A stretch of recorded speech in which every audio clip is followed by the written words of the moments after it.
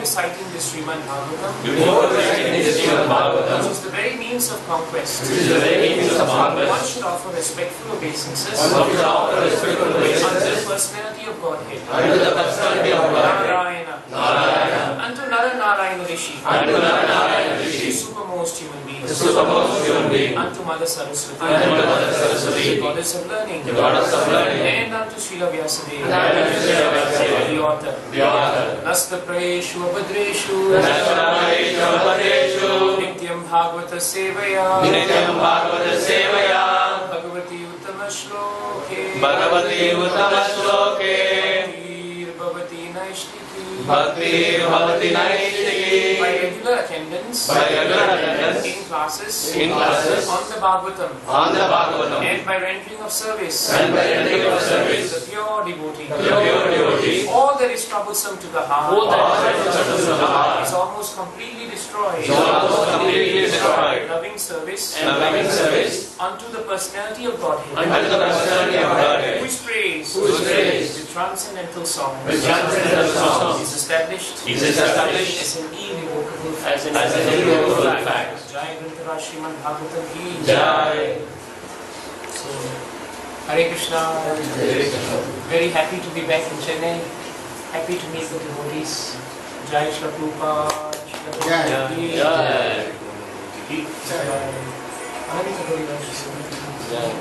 And very happy to be at SriNarayan Prabhu and Sugopi Mataji's house.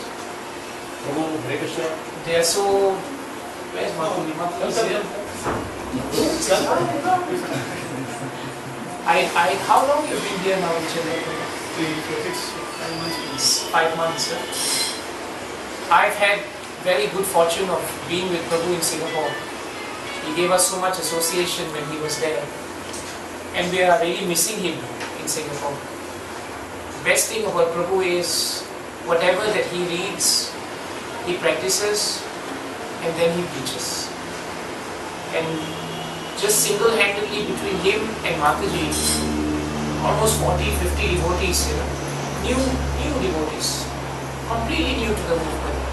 They practically created out of nothing in just the area they were staying, and just in a matter of months. They gave them all the basics of Krishna consciousness. They are so fixed up in their devotional service. And before they were leaving, they practically handed the entire congregation just like that to us. And I'm very confident, just give him a few months here. Between him and Mataji, once again, everybody in this vicinity, they will just make them chant, they will make them read, they will make them take up Krishna consciousness.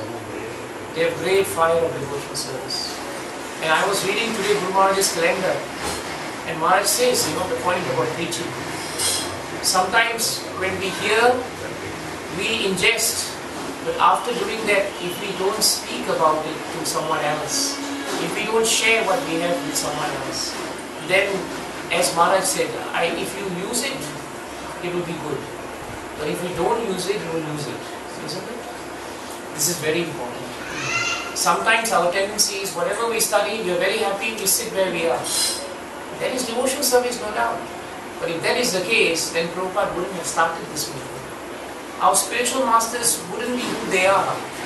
The reason why they had so much compassion and went out was they were ready to give this to us.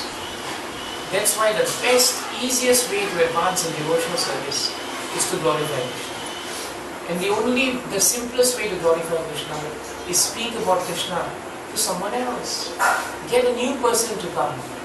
This is how we become invigorated. Otherwise, we become very dull if we don't preach. So we are really missing SriNarayan Prabhu and Mataji. They have great fire of preaching, but you are very fortunate. You have them here now. Please take good advantage of their preaching and their association. Very nice. And I'm just happy that Samanjas Prabhu, I didn't know that his flat is just opposite. So between them, they will be very good preachers. They haven't come, they will be very good preachers.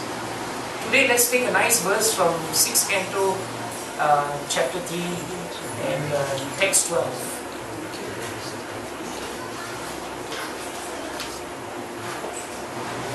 Yama uvacha Paro mananyo jagatas tatushtascha Otam protam patavat yatra vishvam Yat amsatosya stiti janmanasha Nasyo tavadyasya vashe cha lokaha Yama uvacha Mananyo jagatastastu sashta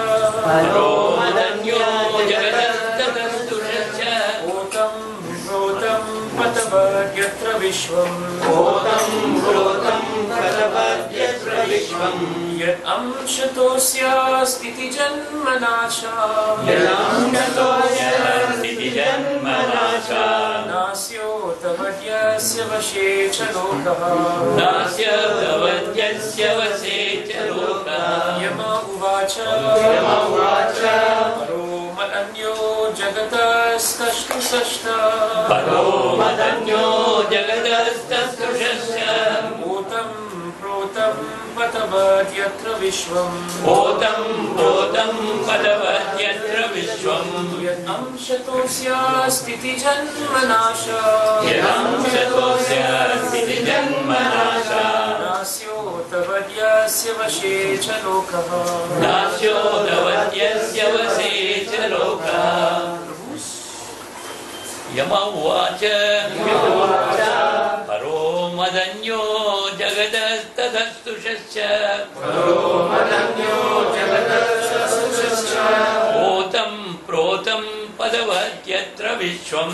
Bhutam protam padavadyatra vishwam. Yadam shato yasya stiti janmanasa. Yadam shatosya stiti janmanasha. Nasyo tavadyasya vashe cha lokaha. Nasyo tavadyasya vashe cha lokaha. Paro madanyo jagatastashtutascha. Paro madanyo jagatastashtutascha. Bhutam Bhutam Padavadyatra Vishwam. Bhutam Bhutam Padavadyatra Vishwam. Yadam shatosya stiti janmanasha. Yadam shatosya stiti janmanasha. Nasyo tavadyasya vashe cha lokaha. Nasyo tavadyasya vashe cha lokaha. Mataji's? Yama uvacha. Yama uvacha. Paro madanyo jagadastastushascha. Paro madanyo jagatastashtushascha. Bhutam protam padavadyatra vishwam. Bhutam Bhutam Padavadyatra Vishwam. Yadam shatosya stiti janmanasha. Yadam shatosya stiti janmanasha. Nasyo tavadyasya vashe cha lokaha. Nasyo tavadyasya vashe cha lokaha. Paro madanyo jagadastastushascha. Paro madanyo jagatastashtushascha. Bhutam protam padavadyatra vishwam. Bhutam Bhutam Padavadyatra Vishwam. Yadam sadosya stiti janmanasha. Yadam shatosya stiti janmanasha. Nasyo vadasya vashe cha lokaha. Nasyo tavadyasya vashe cha lokaha. Let's read the synonyms. Yamaha uvacha. Yamaha uvacha. Yamaraj replied. Yamaraj replied. Paraha. Paraha. Superior. Superior. Mat. Mat. Then me. Then me. Anyaha. Anyaha. Another. Another. Jagataha. Jagataha. Of all moving things. Of all moving things. Tashtusaha. Tastushaha. Of non-moving things. Of non-moving things. Cha. Cha. And. Protam. Protam. Crosswise. Crosswise. Protam. Protam. Lengthwise. Lengthwise. Patavat. Patavat. Like a woven cloth. Like a woven cloth. Yatra. Yatra. In whom. In whom. Vishwam. Vishwam. The cosmic manifestation. The cosmic manifestation. Yat. Yat. Of whom. Of whom. Amshataha. Amshataha. From the partial expansion. From the partial expansion. Asya. Asya. Of this universe. Of this universe. The The maintenance. Janma. Janma. The creation. The creation. Nashaha. Nashaha. Annihilation. Annihilation. Nasi. Nasi. In the nose. In the nose. Otavat. Otavat. Like the rope. Like the rope. Yasya. Yasya. Of whom. Of whom. Vashe. Vashe. Under the control. Under the control. Cha. Cha. And. Lokaha. Lokaha. The whole creation. The whole creation. Translation and purport by His Divine Grace A.C. Bhaktivedanta Swami Srila Prabhupada Ki Jai. Please repeat the translation. Yamaraj said, Yamaraj said, My dear servants, My dear servants, you have accepted me. You have accepted me as the Supreme. as the Supreme. But factually, But I am not. I am not. Above me, Above me, and above all the other demigods, and above all other demigods, including Indra and Chandra, including Indra and Chandra, is the one supreme master and is controller. the one supreme master and controller. The partial manifestations Partial manifestations of his personality are are Brahma, Brahma, Vishnu, Vishnu, and Shiva, who are in charge are in charge of the creation, maintenance, and annihilation of this universe. He is like the two threads that form that the length and breadth the length and breadth of a woven cloth. of a woven cloth. The entire world The entire world is controlled by him, just as a bull is controlled by a rope in its nose. Please hear the purport. The order carriers of Yamaraj suspected that there was a ruler even above Yamaraj. To eradicate their doubts, Yamaraj immediately replied, "Yes, there is one supreme controller above everything.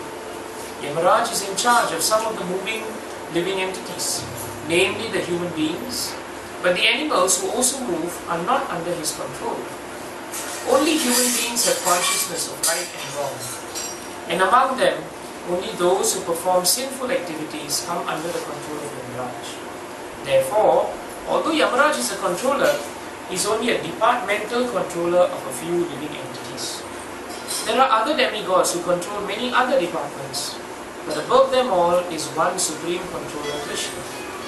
Ishvaraha Parama Krishnaha Satchit Ananda Vigraha. The supreme controller is Krishna. Others who control their own departments in the affairs of the universe are insignificant in comparison to Krishna, the supreme controller. Krishna says in Bhagavad Gita 7:7, Mattaha Parantaram Navyat Kinchit Asti Dhananjaya. My dear Dhananjaya Arjuna, no one is superior to me. Therefore, Yamaraj immediately cleared away the doubts of his assistants, the Yamadutas, by confirming that there is a supreme controller above all others. Srila Madhvacharya explains that the words Otam Krotam refer to the cause of all causes. The Supreme Lord is both vertical and horizontal to the cosmic manifestation. This is confirmed by the following verse from the Skanda Purana.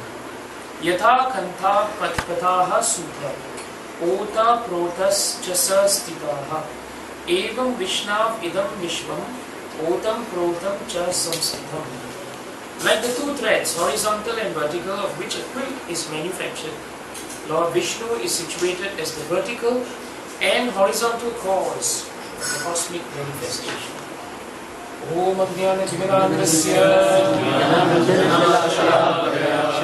Chashurmedam Yena Tasmai Shri Namaha Shri Chaitanya Prabhu Sattvikam Yena Bhutale Swayam Rupa Padamanikam Dadadi Sapadantikam Vandeham Shri Guru Shri Radhakam Shri Guru Vaishnavascha Shri Rupam Sattvatam Sagana Raghunatham Sajivam Sakaitam Savadutam Parijanasaritam Krishna Chaitanya Devam Shri Radha Krishna Radha Sagana Yuvatam Vishwaramanyamcha He Krishna Karuna Sindho Dinabandho Jagatpate Gopesha Gopika Bhakta Radha Namaste Taptapachana Gaurangi Radhe Vyaneshwari Pushpanuste Devi Pranamami Haripriye Vacha Kalpatarubhyascha Kripasindhubhyeva Parinana Pavanebhyo Vaishnavebhyo Namo Namaha Jaya Sri Krishna Chaitanya Prabhu Nityananda Sri Advaita Gadadhara Srivasadi Gaura Bhaktivinoda Hare Krishna Krishna Krishna Hare Hare Hare Rama Rama Rama Hare Hare.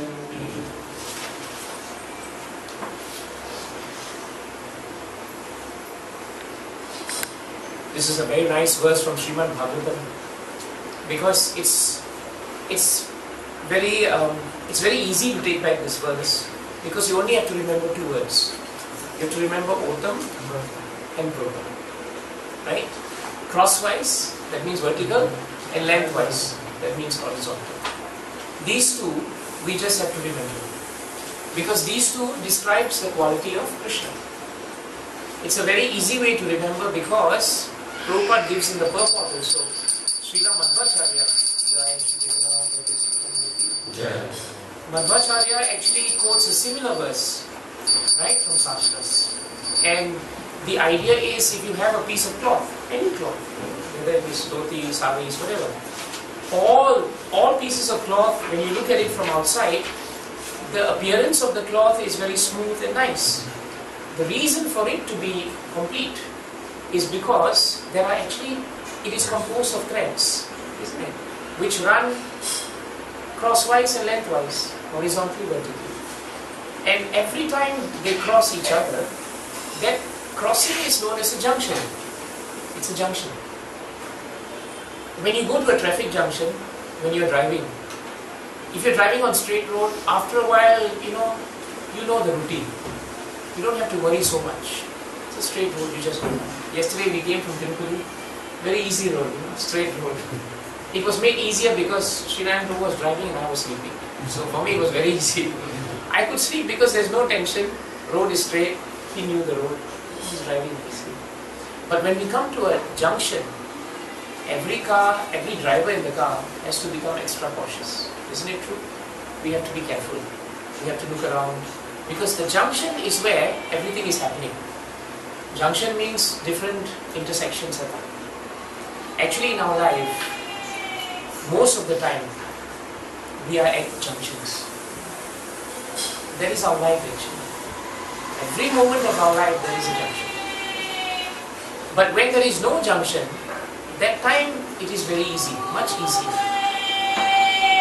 But when we come to the point where we are crossing something, there always we have to be alert. So our acharyas say this junction is where there is danger. And this danger is not that in a traffic situation, of course danger is you will have accident, someone will bang into you. But in the spiritual life, our main danger is the forgetfulness that Krishna is supreme. This is the danger that we have. The danger of the material world is already there.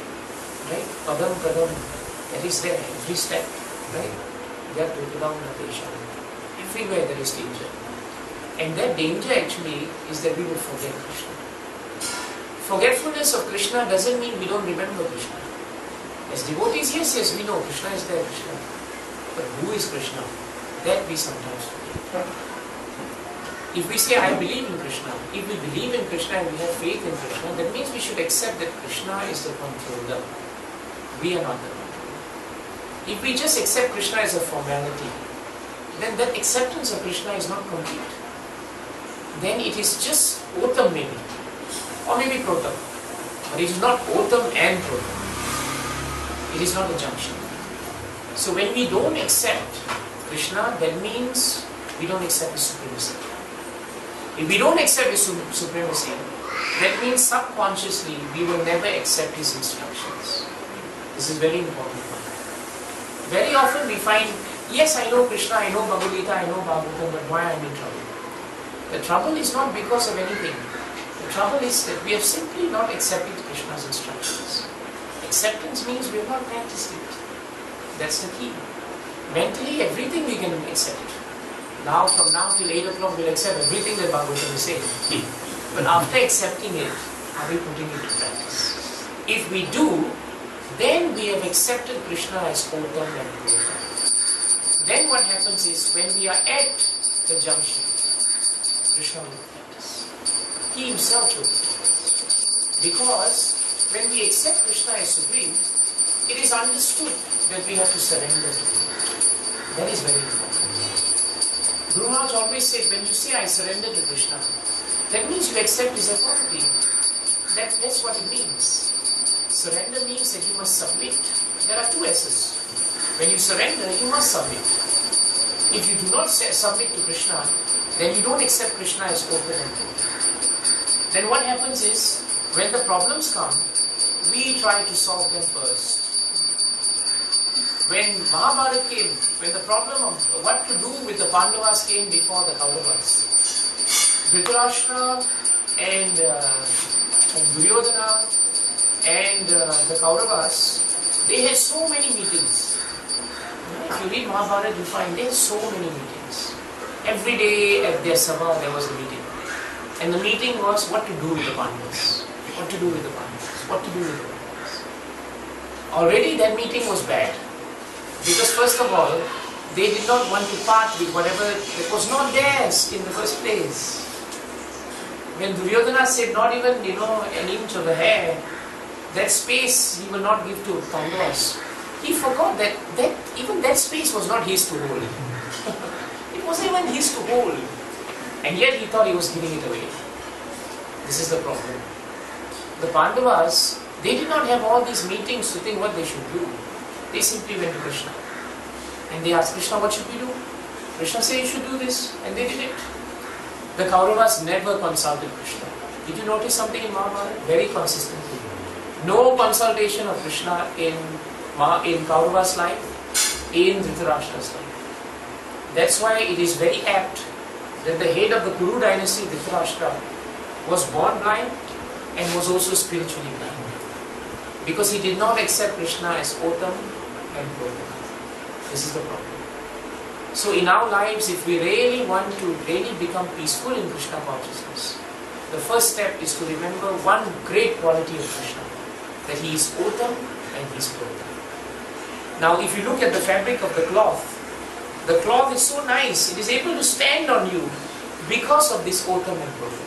It's crisscrossing. And when you put it all together, you really, with just the naked eye, you cannot see the crisscross. But if you use a magnifying glass or you use one of those really strong, powerful magnifiers, then you will see ultimately it is just basically crisscross. And because the thread is crisscrossing, it holds the cloth. You ask a tailor if the cloth was made just horizontally or vertically, he will tell you the cloth will collapse. You cannot make your kurtas if you make it just vertically. If you make it just horizontal, it will collapse.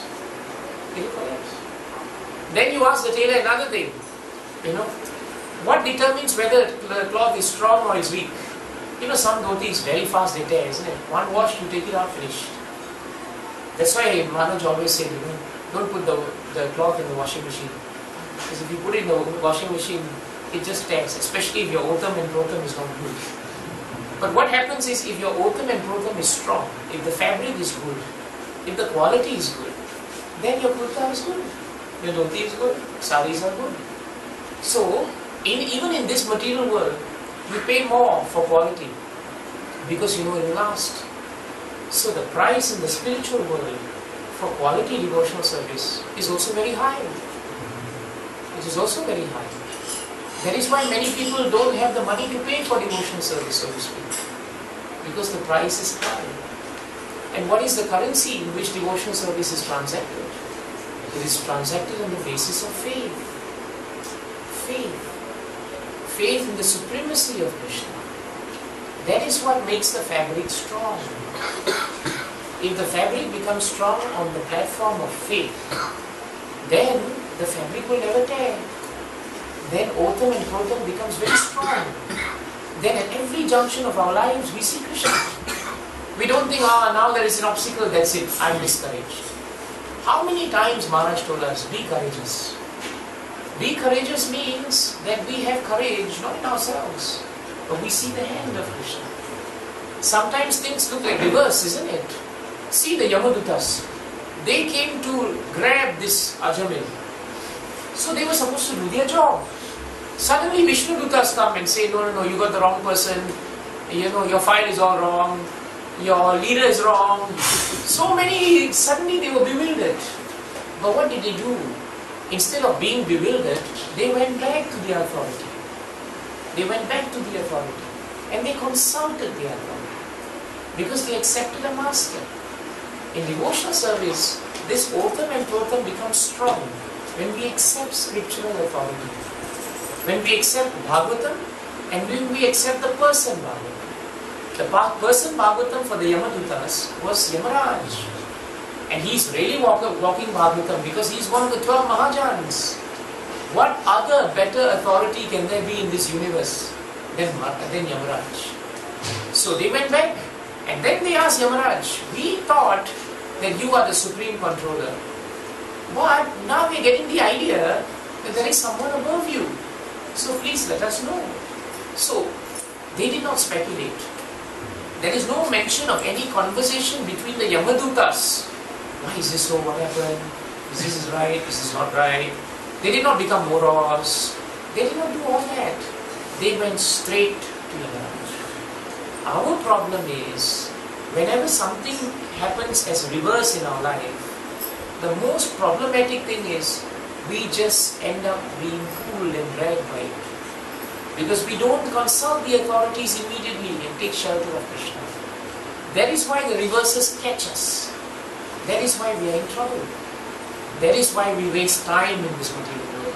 So much time is spent in speculation. Is it like that? Is it like this? Did it mean this? Did it mean that? He didn't see me today. He didn't smile at me today. She didn't talk to me today. I was sitting next to him. Today he didn't look so happy. All this is happening because there is no faith in Otam and Protam. So the fabric is not strong. The cloth tears very easily when there is a reverse. Very easily. So this quality is very important. Now, having understood that Krishna is Otam and Protam, the very next important thing to understand is the great character of Yamaraj. Yamaraj is speaking this now. This prayer is being spoken by Yamaraj. Yamaraj is Mahajan. He is very powerful. And sometimes when we are also very powerful, because Krishna imbues us with power of preaching, power of chanting, power of sadhana, it is very easy for us to after a while forget that there is always an authority above us. Very easy, isn't it? After a while we become the authorities. And that is very dangerous. But see, Yamadutas came to Yamaraj and very frankly they asked this question. Please tell me, is there someone above you? Most of the time people will try to, they will try to move away from that question and say, actually you don't need to go to anyone. I am your authority, just listen to me. But look at Yamaraj. Yamaraj immediately said, that actually there is someone much higher than me. And that person is really the Otam and Protam. He never said, I am Otam and Protam. He said, there is someone who is Otam and Protam. This is the greatness of, the reason why he is Mahajan is because he has accepted Krishna as Otam and Protam. For us it's very simple. Look around you. Those who have accepted Krishna and authorities in their lives as Otam and Protam, you please accept them as your authority. That is the meaning of Parampara. That is easier, much easier. If you see someone who inspires you, if in that association with that person you are very peaceful in devotional service, there is your answer. You are peaceful because he is accepting someone as Otam Protam, and he is accepting someone as Otam and Protam. And finally the whole line is accepting Krishna as Otam. This is the way of our Parampara. That is how we become peaceful. And that's how we do not waste time. See, Yamaraj did not waste time immediately. And immediately he directed them, you please see Krishna as the Supreme Personality of God. He is Otam and Protam. This is how we must follow. I remember Guru Maharaj always told us, in all our endeavors, whenever we fail, we should blame ourselves. Whenever anything succeeds, we should always praise Krishna. Unfortunately, we are opposite. When something is very wonderful, it is my endeavor. Somewhere we want to insert ourselves in. Something, somewhere, there will be an I. But when things go wrong, Prabhu, I'll tell you what happened. He did this, she did that, this thing happened, that thing didn't happen, the stars were not aligned, the time wasn't right. All the reasons come, except the reason that it is our fault. So this is where we have to be very careful. We should always give credit to Krishna. And where there is a reverse, we must accept that as Otam and Protam. The reverse is there because of my own defect, not anybody else's defect. It is my defect. When the matter ends with your defect, there is no one to fight with, there is no one to quarrel with, there is no one to speculate about. then you can start chanting again, Hare Krishna, Krishna Krishna, Hare Rama, Rama Rama, Hare Hare. It is much faster, much easier, and get on with life. This is very important. Otherwise, the false ego always catches us. Where there is false ego, Maharaj said, there is never Otam and Protam. Never. That false ego is what tears the fabric. It tears the fabric. Yamaraj, one time, the designated time of somebody's time came to die. So Yamaraj then decided that he was going to pick him up. Now this man, he was a famous sculptor. He could sculpt very beautiful statues, very beautifully. So what happened was, he had a famous astrologer who checked his astrology and said, at this time you are going to die. So then he thought, I have to find a way to escape the death. So what he does is, he decides finally that he's going to make 4 identical statues of himself. And at the appointed time, he will stand with the statues, hoping that when the Yamaraj comes, he will just be too mixed up and he will then have to leave, or he will catch the wrong person. So the time comes and Yamaraj comes, and he has made really 4 beautiful replicas of himself. So Yamaraj looks at his file, looks at the place, the time, and he says, yeah, this is the place, this is the appointed time. So where's the candidate? So he looks and says, hey, there are 4 people, identical. Who's the candidate? There's only one. So the sculptor's work quality is so good. Yamaraj is a little bit concerned, Then he thought, because Yamaraj has so much experience dealing with living entities, isn't it? He's the most experienced member of Krishna's departmental heads. He deals only with people who are sinful. You read the purport? Now we know, isn't it? Yamaraj is a specialist. He doesn't deal with devotees. few verses down, Yamaraj warns Yamadutas, don't even go near the devotees. Don't. You go near, you'll get a club on your head. Because Krishna, who's Otam and Protam, you'll just smash you. But his jurisdiction is over those entities who have forgotten that Krishna is Otam and Protam. So, small group, specialized group, but in Kali Yuga that group is increasing. So Yamaraj has a lot of work, but he has only one candidate there. So then he decides, now there is one way to flush him out. There's one way.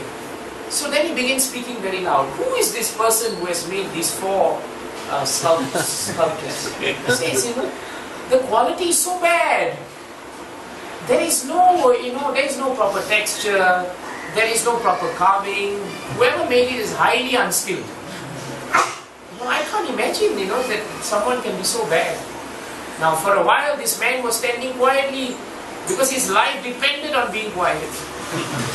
But when he started hearing Yamaraj criticizing his work, he could not take it. His false ego fled. And then what does he do? Immediately he steps out and he says, what do you mean my quality of work is not good? Who are you to judge me? And Yamaraj smiles at him and says, thank you very much. Thank you very much. Now I know who you are. Now I know who the candidate is. This false ego, it catches us. It makes us the fitting candidate to Yamaraj. Because the Otam and Protam is missing. See, Otam and Protam can be understood on so many different levels. And the other verse, that Prabhupada he speaks in this purport is very important. Prabhupada says, he uses the verse, where is this verse? 7:7, isn't it? In Bhagavad Gita. What is that verse? Mattaha parataram nanyat kinchit asti dhananjaya mayi sarvam idam protam. Isn't it? Sutre mani gana iva. So the meaning is very nice. Krishna compares himself to a thread that strings all the pearls. All the pearls. Maharaj gave a very nice analogy of this.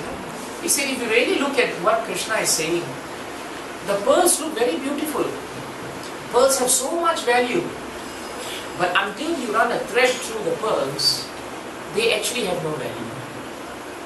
If you want a pearl necklace without thread, what will you do with it? You'll keep the pearls in your pocket and walk around. You can't show it off, isn't it? But the moment you run a thread through it and you tie it, then everybody looks at the pearls and say, hey, this is very nice. But nobody gives credit to the thread. No one wants to give credit to the thread. The thread is very cheap. Does the thread cost much? No. You think they factor the cost of the thread into the cost of the whole necklace? They never do. It's considered inconsequential. But it is the thread that's more important than the value of the pearls. That's why this verse is very important to us.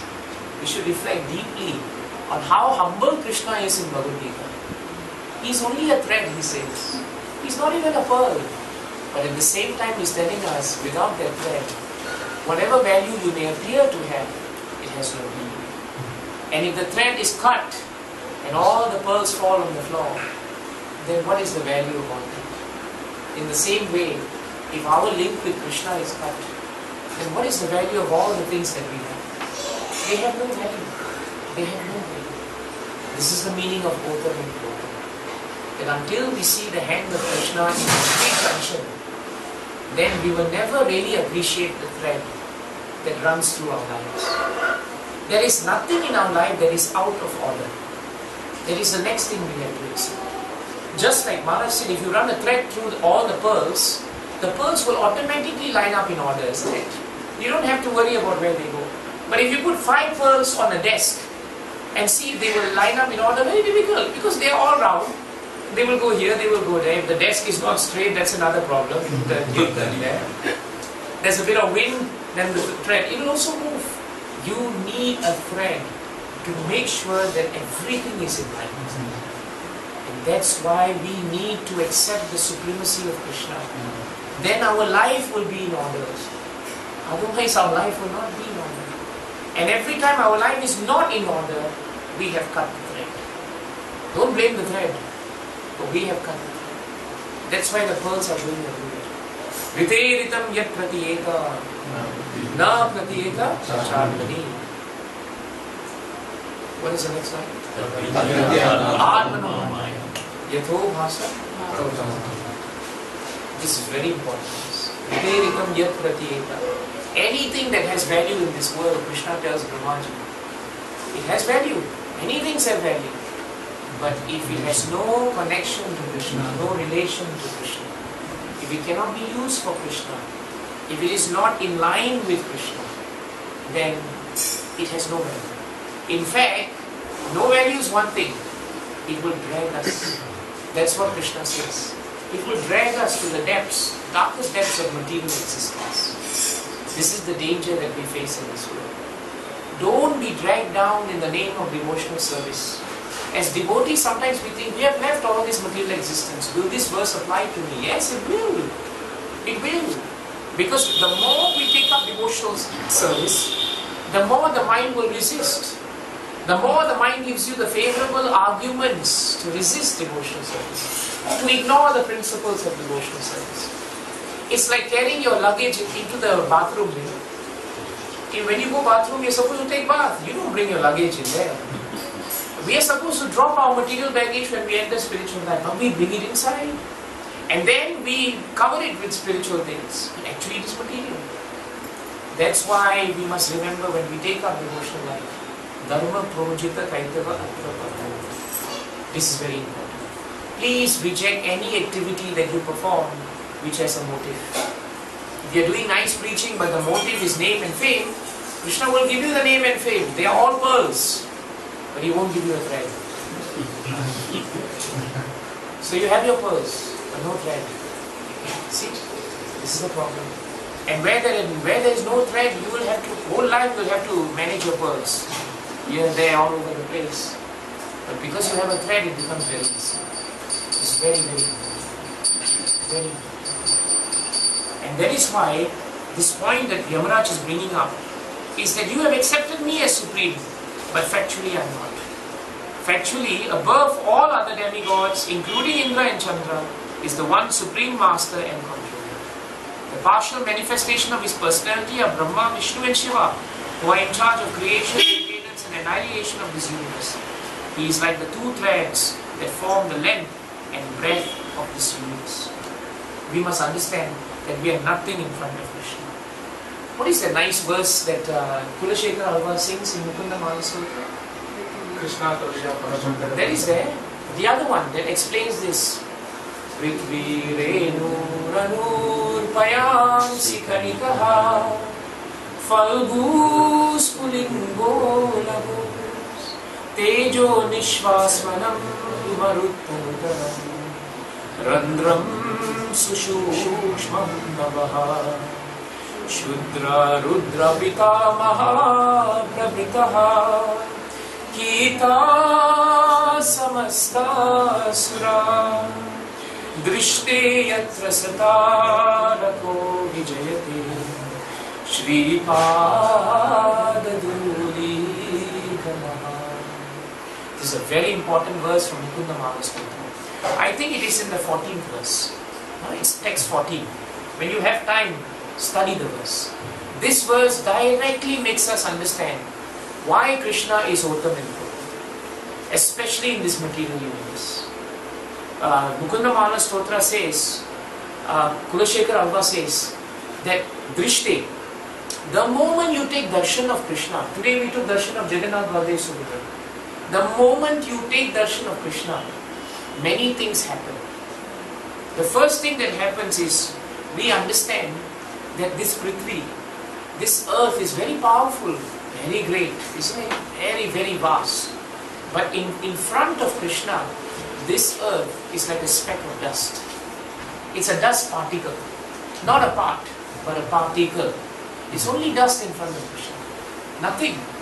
All this world is nothing in front of Krishna. The second thing is, the moment we see Krishna, these oceans, how vast these oceans are. There is no way we can even understand the vastness of the ocean. But Kulashekar Alva says, Krishna, in front of you, the vastness of an ocean is like a droplet of water. Not even drop, it's droplet of water. Nothing. Then he says, the moment you see Krishna, this fire, the fires of annihilation, at the time when there is destruction, even fire when it burns, forest fire, it's so powerful that it's very hard to extinguish it. But fire in front of Krishna is like a spark. Just a spark that comes off, and for a while it glows, and after it is gone. This is the greatness of Krishna. Then he says, this expanse of the space. The winds, Vishwasmanam. He says, these powerful winds in the world, the winds are very strong, isn't it? Have you been caught in typhoon and all, and you find the winds are so powerful, you can't hold yourself down. I remember in Dwarka, one time there was this strong typhoon that hit us. We were standing on the Gomti Ganga. When we came to Gomti Ganga, when the rain came, we didn't know where Gomti started, and where it ended. There was no more gut where you can walk down the stairs. There were cows, dead cows, passing down the river because they drowned. And that Samudra Narayan temple, which is very tall, the waves were going over the temple and coming down. And the wind was so strong, we had to hold on to the walls. That's how powerful winds are. But in front of Krishna, Kulashekar Alva says, this powerful wind is like a sigh. That's it. That's all. It's in front of Krishna. Nothing else. Nothing else. And this vast expanse of space, in front of Krishna, Randram Sushukshmam Nabihi. It is like like a dot, the navel, it's like a dot on the body. Like that, in front of Krishna, the vast expanse of space is just a dot in front. Then he goes on to say, Shudra, Rudra, Lord Shiva, Brahmaji, the great grandsire, grandfather Brahma, they are all powerful personalities in this material universe. Yamaraj is also confirming them. But in front of Krishna, they are insignificant. And then he says, what to speak of the Devatas, departmental heads? They may be very powerful. Indra was very powerful. That's why Nanda Maharaj was praying very hard to him. That's why the residents of Vrindavan were always giving him so many things. Until Krishna came and reminded them, hey, I am Uttam and Protam. And when they started worshipping Krishna, Indra forgot. Wait a minute, I am Uttam and Protam. And then he decided, that I will show them. He sent the greatest clouds possible. He sent the most powerful wind. He himself personally came. For 7 days and 7 nights, the great power of departmental head Indra was unleashed on Vrindavan. But because Vrindavan is the seat of Uttam and Protam, And because all the residents of Vrindavan, they knew nothing but Krishna, Krishna automatically protected. If that kind of rain fell on earth, because we don't accept Krishna as Ottam and Protam, Krishna would never have lifted Govardhan Hill. But he lifted it in Vrindavan because of the residents of Vrindavan. That's why he enacted that pastime, because they had faith in him. That is why Kita Samasta Sura, these great devatas, before Krishna, they are Kita. Kita means insects, isn't it? And in particular, they are insects that are born in the morning and they die in the night. That kind of insects, Maharaj told me, they specifically refer to that kind of insects. They are nothing in front of Krishna. And then finally he says, one particle of dust from the lotus feet of the Lord, one dust, it can conquer all these material elements and all the greatness of this material manifestation. So if we just take one particle from Krishna's lotus feet, we are completely protected. Do we need to go anywhere else? Do we need to run after anyone else? Isn't it confirmed in our hearts that Krishna is Ottam and Protam? This is very important. Now that we know Krishna is Ottam and Protam, there is only one thing left in this verse and purport, which follows when we understand this. How we should behave. Bhagavatam is behavior, isn't it? What's the point of all the philosophy? After this, Prasadam will come out, we'll talk about the weather and then Haribol. It's over. Then when something really bad comes, then we'll think, what is it about Ottam and Protam? Something there about Ottam and Protam. Then we will forget Krishna. The main aim, Bhagavatam tells us, is for us to change. How many purports Prabhupada gives to make us understand the nature of this material world. It is temporary and it is full of misery. This is the dharma of the samsara. That's why Bhagavatam tells us, samsara dharme avibhuryamana. Once we understand the samsara, the dharma of this material world is to bewilder you. The nature of this world is to bewilder us.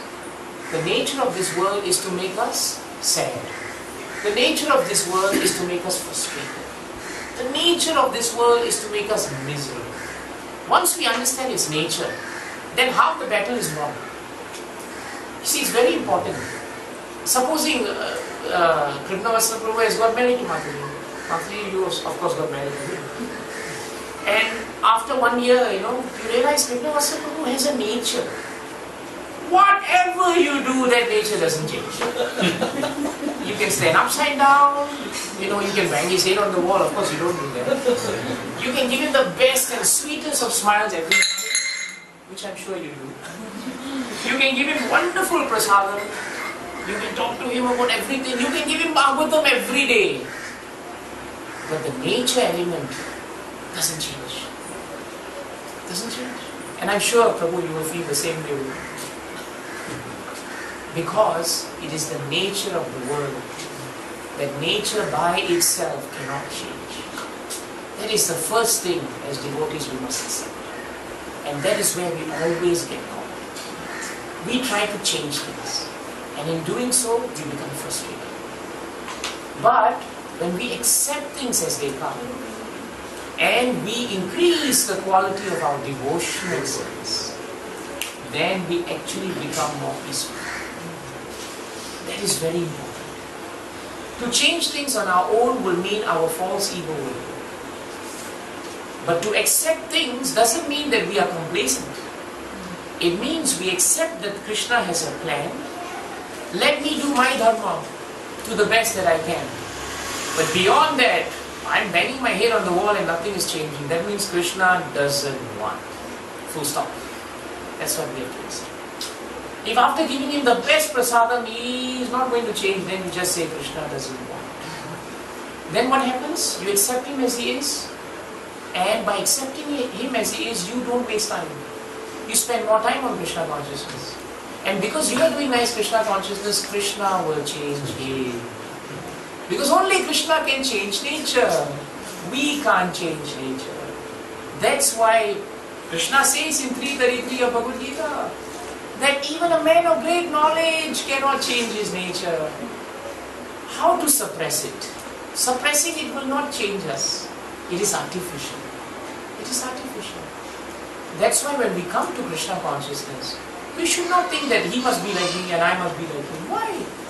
Krishna made everyone different. Why don't we accept everyone as different? Why don't we accept things with a good dose of humor? We know he's always like that. And he knows that I'm also like that. But let's see beyond it. That's the key. That is how Otam and Protam becomes practical in our lives. Otherwise, half the time we are wasting in the human relationships. When you are going to die and I'm going to die, how much time we want to spend on that? By the time we spend time trying to figure out how to change his nature, we are going to die. Yamaraj is standing before us and you try changing Yamaraj's nature. You can't. Yamaraj is only one nature. To claim you, if you don't accept Krishna as ultimate, we are wasting time. This is the point. We are wasting time. Samsara dharme avimuyamana. A devotee never gets bewildered by material nature because he accepts Krishna as ultimate. So his behavior is, he doesn't waste time. Whatever comes, he accepts his Krishna's behavior. We try our best. Let us try our best. Arjuna tried his best to convince Krishna, isn't it? Didn't he? One whole chapter he tried. Up to 2.7 also he tried. But in 2.7 he gave up. He said, Krishna, after all my arguments, I'm confused. I have lost my composure. And I don't know what I'm doing. So now I accept you as my spiritual master. You're no longer my friend. No more friendly talks, Prabhupada writes in the purport. No more. Now let's get serious. And he says, now I'm a disciple surrendered to you. The moment he said that, Bhagavad Gita actually begins. It begins with Krishna's surrender. And till that point of time, Krishna was showing us how we are. We always want to fit Krishna into our lives, not the other way around, isn't it? We want Krishna, I have a plan, you have to approve it. Not that Krishna, your plan, you give it to me, I will take it. No. That's why Guru Maharaj always used to tell me, my disciples, they come to me. They have planned out their life already. They don't want my advice. They will give me their plan. They will say, Maharaj, this is all the things I want to do. This. After, what is my role? You just bless. That's all, you just bless. So sometimes after a long talk, Maharaj will say, I'm confused. I said, why Maharaj? Who is the disciple? I don't know. He makes all the plans. He's already decided. He's not going to hear me. But I am Guru. What to do? You know? Isn't it? Right? Sukracharya. There must be a Sukracharya for everyone. So I become Sukracharya. You must have a family Guru. That's why I'm a family Guru. You decided it.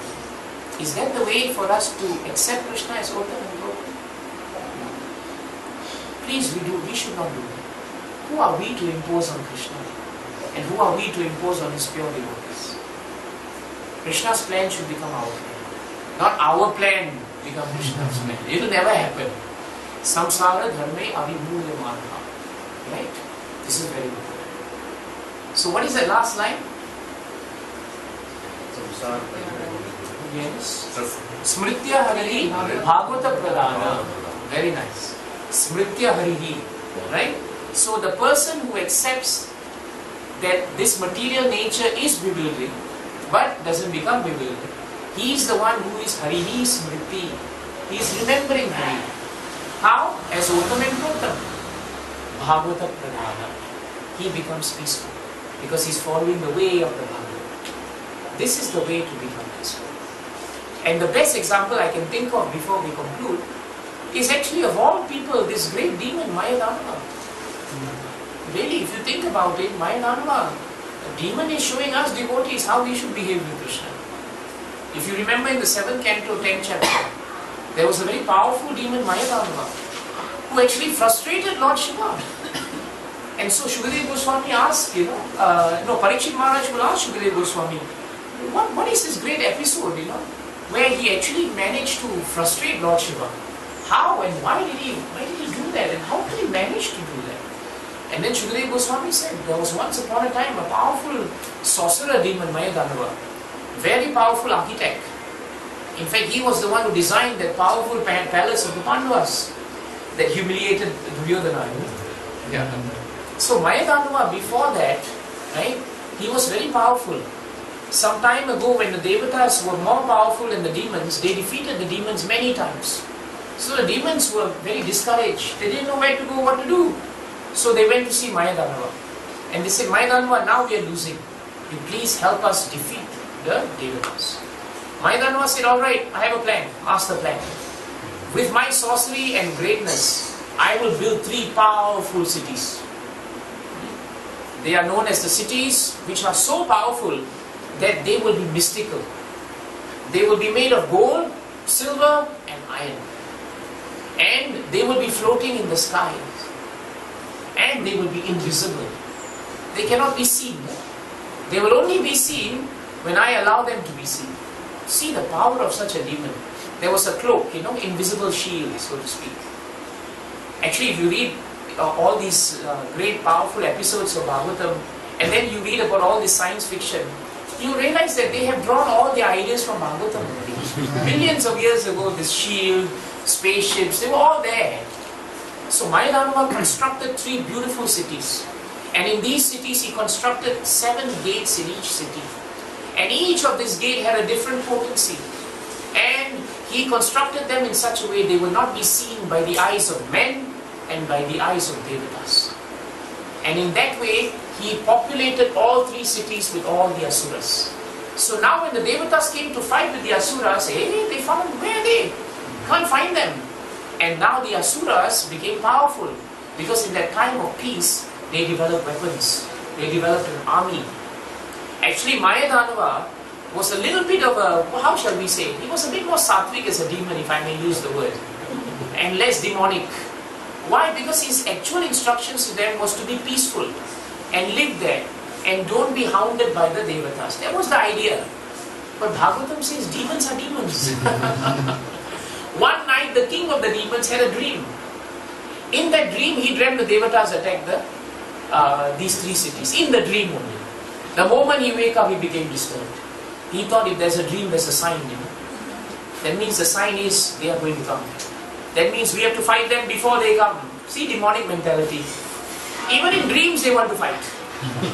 You can't, they have to find fault somewhere. They cannot accept that Krishna says, be peaceful, they come. So then the king of the demons called everyone and said, let's get ready for war. And within no time they attacked the city of the Devatas. And now the Devatas were in difficulty. And they turned to Lord Shiva. And they said, Lord Shiva, you help us now. Lord Shiva came in his beautiful chariot and he stood in front of the 3 cities. And he got a very powerful bow and equally a more potent arrow. And he shot the arrow so powerfully that it illuminated all 3 cities and he started burning the cities. And all the demons, who were very powerful, they were burned by the force of Lord Shiva's weapons. Now where to go? They turned to Mayadanava. Mayadanava, you're powerful, you're a magician, you created the city, save us from Lord Shiva. Mayadanava said, don't worry. I know this beautiful mantra which can produce nectar of immortality. Sanjivani. Right? Amrita Sanjivani. I will imbue a lake, a magic lake within one of these cities. It will be within the walls. In the center of the courtyard, there is a lake. I will imbue it with the power of the nectar of immortality. All the demons who are dying or going to die, bring them, throw them into the water. So as all the demons who were being killed by Lord Shiva, other demons alive brought the dead bodies and threw them into the water. As they threw them into the water, they revived. And Bhagavatam said they came out more powerful than thunderbolts and lightning. They came out strong, even more stronger. And the more Lord Shiva shot, he saw, hey, more asuras are coming out. So what happened to Lord Shiva, Bhagavatam says? He became morose. He became discouraged. So we are not so bad. I mean, Lord Shiva can be discouraged, We should take courage. That, well, if great Lord Shiva can be discouraged, sometimes it's alright for us to be discouraged. Not wrong. So Lord Shiva became discouraged. But when Lord Shiva became discouraged, who came to the rescue of Lord Shiva? Lord Vishnu Krishna. Because Lord Shiva is such a great devotee of Krishna. Devotional service attracts the protection of the Lord. This is very important. When we do devotional service, Krishna's protection is automatically coming. We don't have to pray for it separately. If we have no faith, then we'll pray for it separately.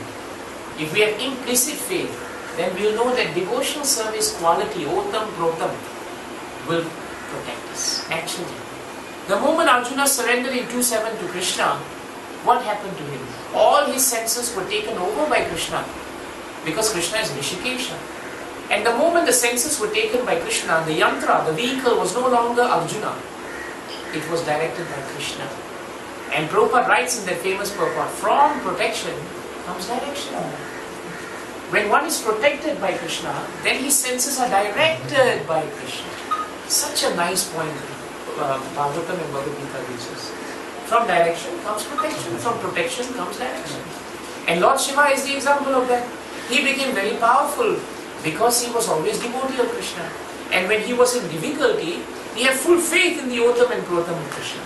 And Krishna came and he said, don't worry now, I will do something. So what does Krishna do? Krishna says, Brahmaji, come, you have been free now, let's do something now.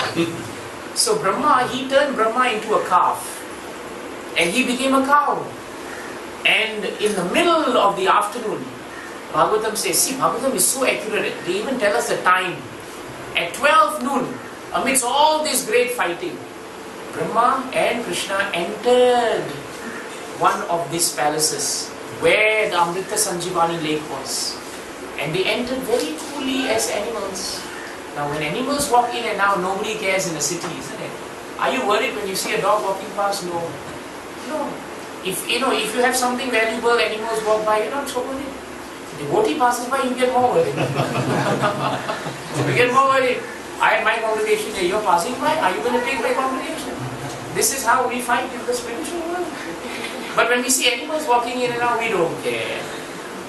So Krishna is so smart, He entered as a cow, and Brahmaji, just to keep him engaged, he got him in as a calf. And what did they do?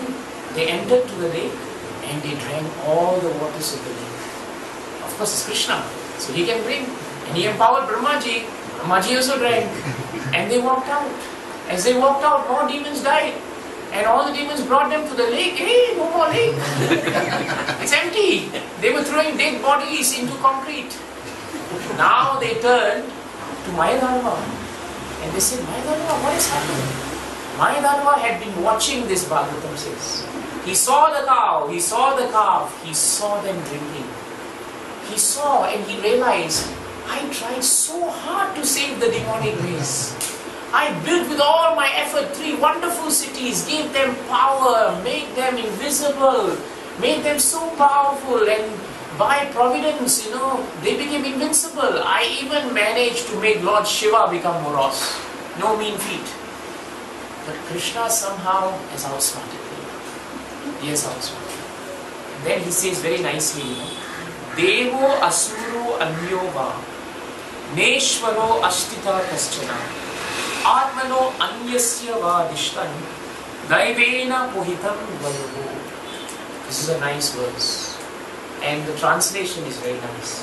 The translation is that whatever has been destined by the Supreme Lord for oneself, for others, or for both oneself and others, cannot be undone anywhere by anyone, whether he be a demigod or a demon or any other personality in this universe.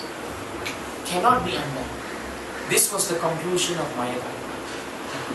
And when Krishna came back as the cow and the calf, he came to Lord Shiva and he said, Lord Shiva, no more Amrita Sanjivani. All 3 of these great Puris, cities, are now open.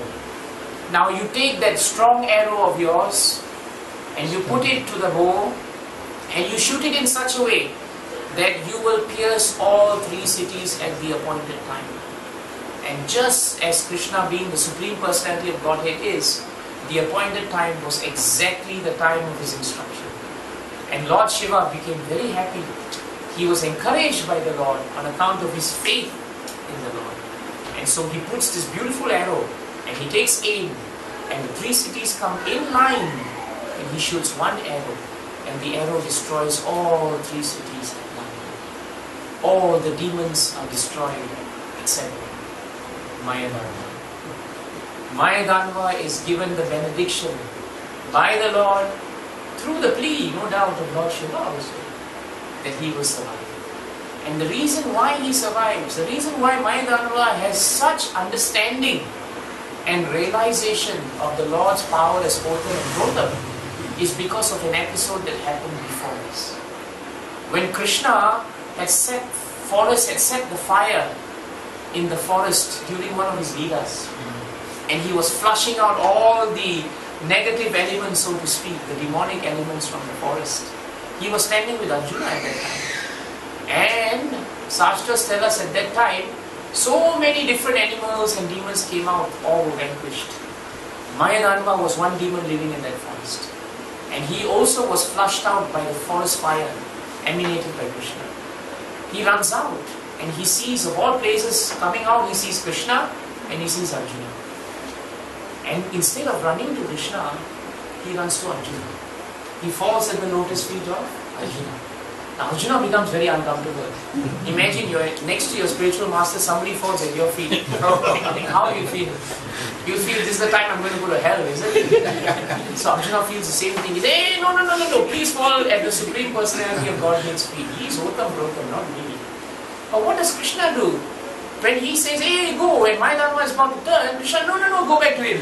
In fact, I'm very happy that you fell at the feet of my Guru. So happy that I will give you the benediction, that you will survive this forest fire. And years later, you will be imbued with power. But even in that episode, when Lord Shiva destroys the entire 3 cities, you will be given the benediction to survive that reverse in your life. All because he fell at the lotus feet of the pure devotee of the Lord. So in conclusion, if we really accept the plan of Krishna, and if we really accept the instructions of the devotees of Krishna, then we will really understand the true meaning of Potam. This is the package deal that we have to live as devotees. And in doing so, only one quality will emerge that will always attract Krishna, and that is humility. Mayadanava, by making that admission, he stopped all the demons, Bhagavatam says he stopped. The demons came out with weapons to try and stop Krishna as he came out as a cow. They wanted to try and stop Krishna. But at that point, Mayadanava says, don't, my friends. Don't. Because of this, Devo, Asuro, Ananyo, no one can control anything. No body can control, because only Krishna is in control. This is very important. Because he accepted it, even though he was in body of demon, he had the consciousness that attracted Krishna's mercy. So we may be demonic, we may be born with demonic nature, because it's Kali Yuga. But we have hope. If we accept the guidance of pure devotees, we accept the guidance of all sincere devotees, and then if we follow the hand and accept the hand of Krishna, then we will never feel that we are not protected. We will be protected. And what is the benefit of true protection? True protection doesn't mean I get an extra car, I get an extra house, or I get a good wife, a good house, good children. That is not true protection. True protection is, in whatever situation, I remember that Krishna is Potam. The protection of your consciousness is the true mercy of Krishna, not the protection of the body. Body's nature is to go. Body's nature is to deteriorate. What's the fun in protecting the body? How can we protect the body? It is surprising, Maharaj used to say, if you don't fall sick, Devaki. It's surprising if you come and tell me nothing is wrong. If you tell me something is wrong, that's very normal. That's fine. If you tell me nothing wrong, then I think something is wrong. After 2 years, Maharaj asked me, so how's marriage? I said, Maharaj is good. Maharaj said, don't lie. Maharaj said, good and marriage is an oxymoron. It doesn't exist. How can marriage be good in this material world? Sometimes Maharaj will ask Radhika, how's he as a husband? She will say, yeah, good. Maharaj said, don't lie, Mata. How can he be a good husband? There's no such thing as a good husband. You want to believe that it's a good husband. Nothing is good except with Krishna. then we should accept. One last point I remember, that Maharaj liked very much. What is that? There is that episode of Narada Muni as a boy in his previous life. You remember? Narada Muni as a boy, he was born to a maidservant. And the maidservant was serving the Bhakti Vedantas. And every Chaturmas he had their association. So spiritually he was becoming purified, and that association was changing his entire nature. So things were good. But then all of a sudden one day mother went out in the night, got bitten by a snake and died. Now imagine putting yourself in the shoes of Narada at that time.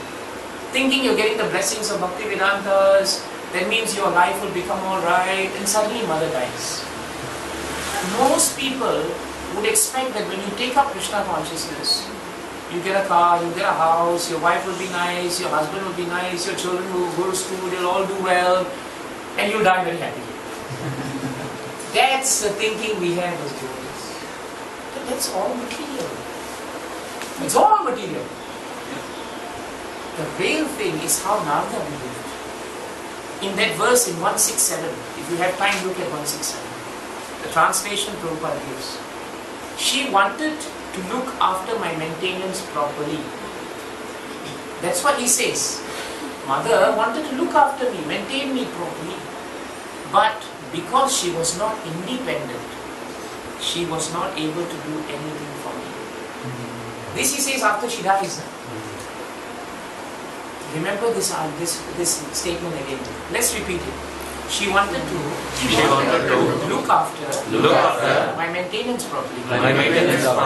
But because she was not independent, she was not able to do anything for me. This we must accept. That's not there. This we must accept. No one can do anything for us. Only Krishna. And then through the agency of the pure devotees. She wanted to maintain her son. But see his correct observation as a pure devotee. She can't maintain me. Why? Because my mother is not independent.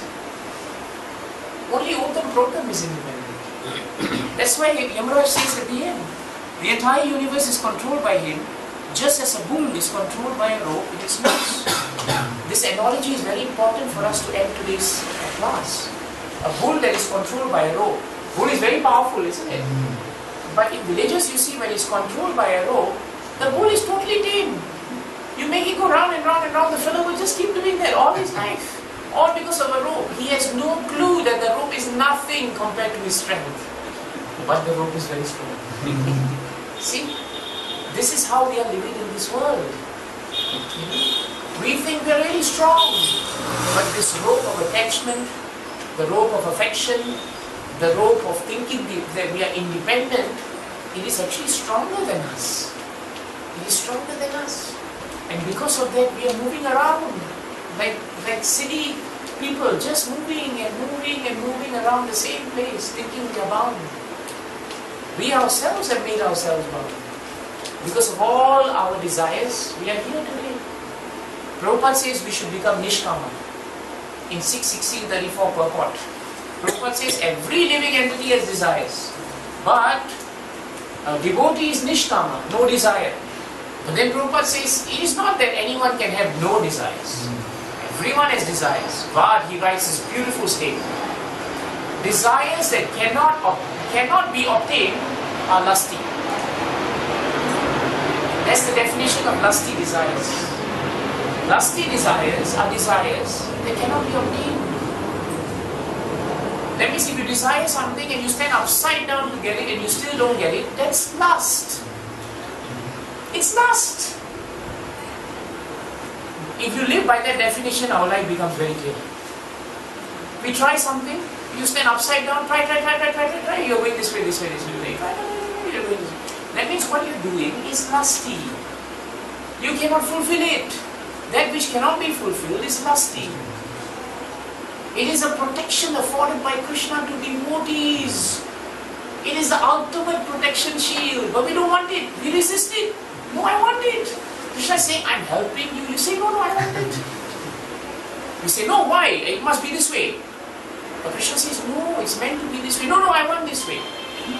Krishna says, then fine, get a rope, tie him up like a bull, make him go round and round and round and round and round and round. Let him suffer. Let him get all the slaps. And maybe one day he will understand that my will prevails over his will. That is the meaning of the bull and the rope. And that's what Nagamuni so succinctly said as a young boy. She wanted to maintain me, but you know something?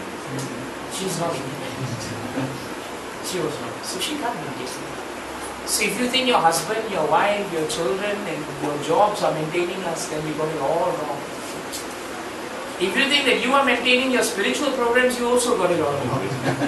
If you think I am the reason why everything is going very nicely, we are all wrong. That's why we have to nourish humility. Humility. Maharaj said, this is side point. In one lecture we were hearing. Maharaj said, we love humble people, isn't it? Don't you realize? We all like humble people, but we don't want to be humble. But we like humility. In other people we like it. If someone comes and say, Prabhu, you're very nice, very nice.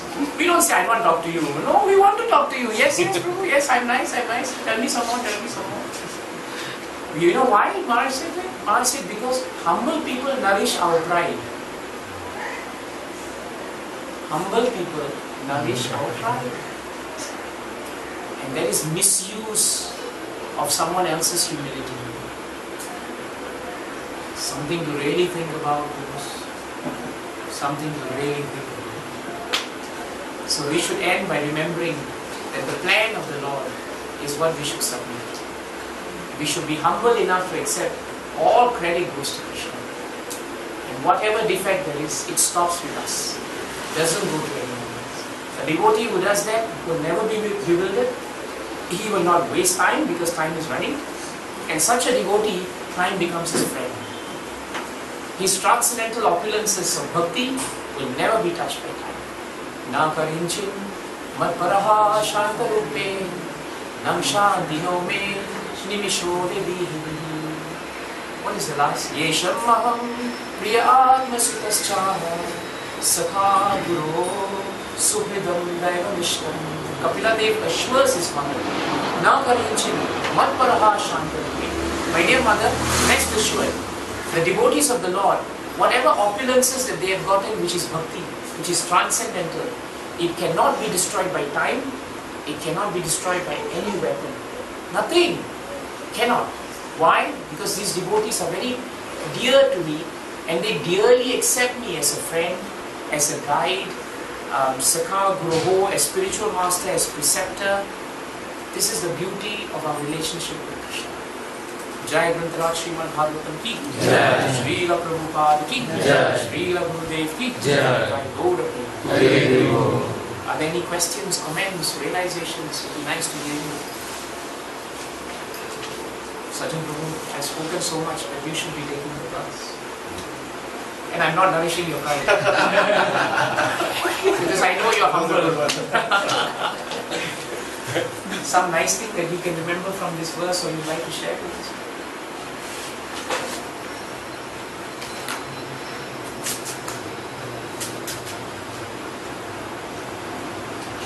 More than that, I would say that the yes, 90% of the time this is our problem.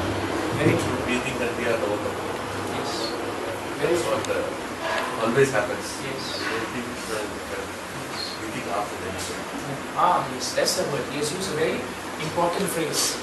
We always think after the event. Right? During event, no. During event, it's all emergency mode. Before event, it's all us.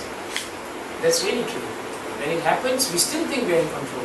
Otam Protam. After everything is over, we've got smash. Krishna, you're Otam Protam. You're really Otam Protam. And then we forget again, isn't it, Prabhu? And we go back to this. This is the problem of the living entity. Because, the only reason for this, if you want to ask, is there's only one reason. Shranavata Swakata Krishna Punya Shravana Kirtana. The problem here is we don't have the quality of Shranavatam. Maharaj was asked this question, exactly what Prabhu brought up. Someone asked Maharaj, and Maharaj gave the answer as this verse. Shranavatam is missing. Shranavatam doesn't mean to hear. Srinavatam, as this verse tells us, means the eagerness to hear. Hearing is there, but there's no eagerness. One who is greedy and eager to hear anything about Krishna, he automatically is given protection by Krishna. Krishna will give him the intelligence and the consciousness to know that Krishna is Otam Protam at the right time. Krishna will imbue this consciousness in that devotee automatically. Don't have to worry. Because of the good stock of Srinavatam, Swadaka Krishna. Punya Shravati. A devotee who eagerly hears about Krishna, he knows Punya Shravati. He is convinced that whatever message given by Krishna are virtuous. They are virtuous. He has that great faith.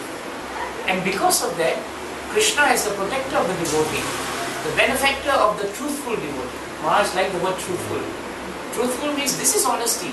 Honesty means to accept, as Prabhupada said, that we are not Otam Protam. In material world, honesty means tell the truth, don't speak lies. But in absolute world, honesty, truthfulness means accept Krishna is Otam Protam, don't lie that you are. This is real honesty. That's why Prabhupada has translated Krishna, who is the protector, the benefactor of the truthful devotee. What does he do? He cleanses the heart, the desire for material contamination. He cleanses the heart of all desires and material contamination. He does that. We don't do it. It's a mistaken impression that by my chanting, my heart is being cleansed. That means the idea is my chanting. I'm doing it.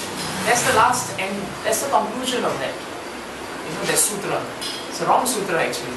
That I am the one cleansing my heart. No. It is Krishna.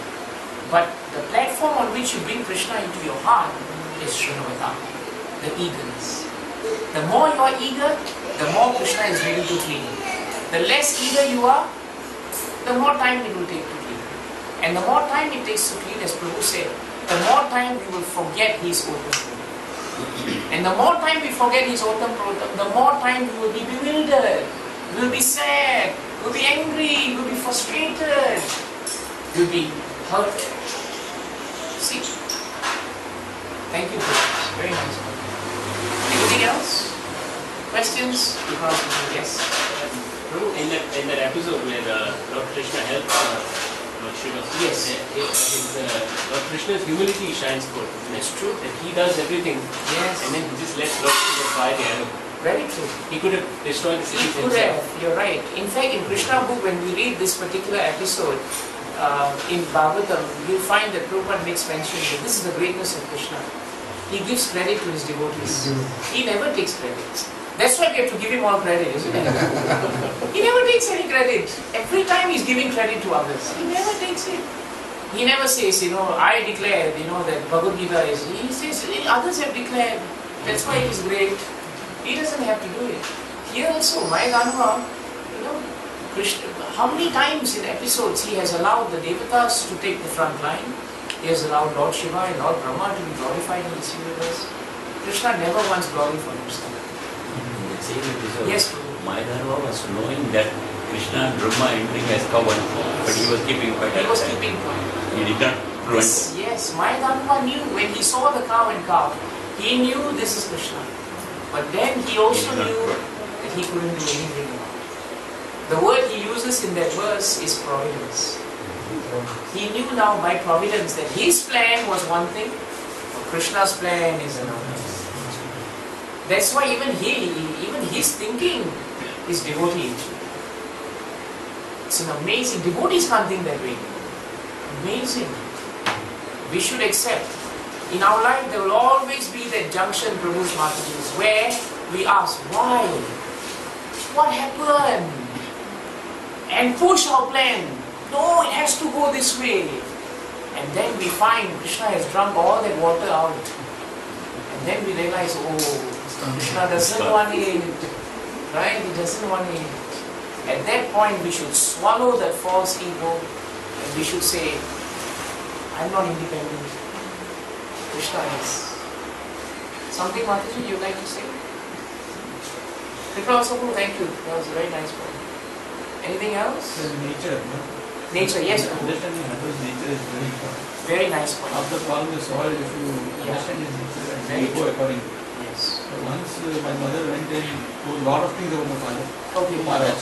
Okay. This is nature, you can't do anything. This is nature. Other this is nature, you can't do anything. That's it. He is active, he is climbing up, he is this, that she told. Half an hour he listened and told, this is nature. That's it. We can't. It's true. We can't change nature. Don't waste time. The biggest problem we have is the husbands and wives. Before they got married, they knew who they are married. After they get married, they change them. They want to change them to become who they are. That wasn't what. Then the wives and the husbands say, I didn't sign up for this. You have to accept me as who I am. Our spiritual masters accept each one of us as who we are. That is the true basis of love. As Prabhu says, the true basis of love is to accept every living entity as unique, as who they are. That's it. Everyone has different mentalities. Different persons have different mentalities. It is not my business to either criticize them, blaspheme them, or praise them. Right? I only desire their welfare so that they become one. This is the prayer of the Lord. Don't waste time with the nature. If you have to sit and hear someone, you sit and hear. Please hear them all the way through. Because it's also their nature. They want to be heard. Fine, we hear. But after hearing, please make them understand. Everyone has their nature. We have to learn to adjust. That's all. It's a difficult world already, isn't it? How to live in this world without adjustments? Not possible. Not possible. We have to adjust. Krishna adjusts so much with us. So much he has adjusted. Our spiritual masters have adjusted with us beyond thinking. But we can't adjust to it. It's not good.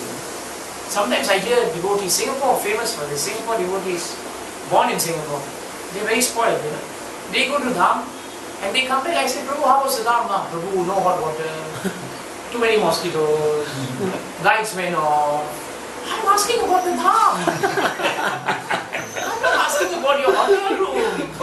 But for them, the hotel room is the Dham. Is it hotel room consciousness or is it Dham consciousness?